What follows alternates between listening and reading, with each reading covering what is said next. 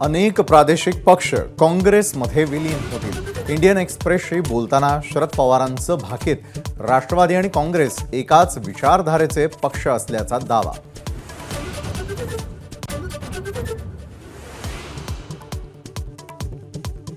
शरद पवारांना पक्ष चालवणं शक्य नसल्यानं ते आता विलीनीकरणाची भाषा बोलू लागलेत। सरकारचा हल्ला बोल तर सुप्रिया सुळेंमुळे आजवरचं विलीनीकरण टळलं, संजय निरुपम यांचा आरोप।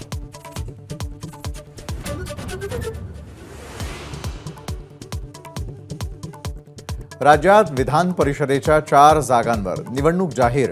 मुंबई आणि कोकण पदवीधर तसंच मुंबई आणि नाशिक शिक्षक मतदारसंघाची निवडणूक।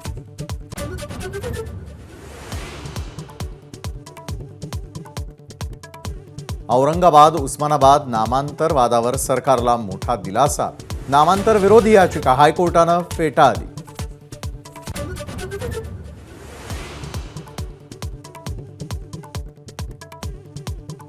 अदानी अंबानींविरोधामध्ये बोलणारे राहुल गांधी आता गप्प का?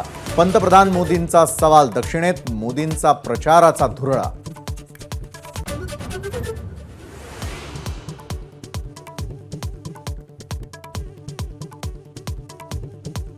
भाजपनं रेमडेसिवीर बनवणाऱ्या कंपनीकडून निधी घेतला तर रेमडेसिवीरची परवानगी देताना लाखो कोटींचा भ्रष्टाचार। रोहित पवारांचा आरोप।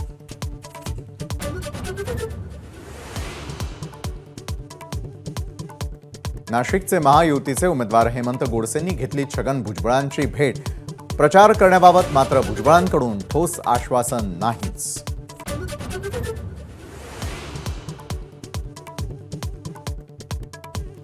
ॲडव्होकेट गुणरत्न सदावर्ते आणि पत्नीला सहकार खात्याचा दणका। एसटी कोऑपरेटिव्ह बँकेचं संचालक पद रद्द तर संचालक पद कायम असल्याचा सदावर्तेंचा दावा।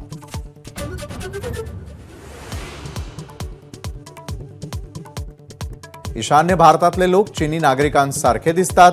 अनिवासी भारतीय काँग्रेसचे अध्यक्ष सॅम पित्रोदा यांचं पुन्हा वादग्रस्त विधान।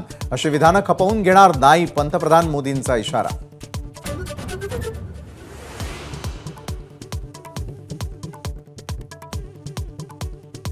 एअर इंडियाचे पायलट आणि केबिन क्रू सामूहिक वैद्यकीय रजेवर। 75हून अधिक उड्डाणं रद्द। विलीनीकरणाच्या भीतीमुळे कर्मचारी बिथरल्याची शक्यता।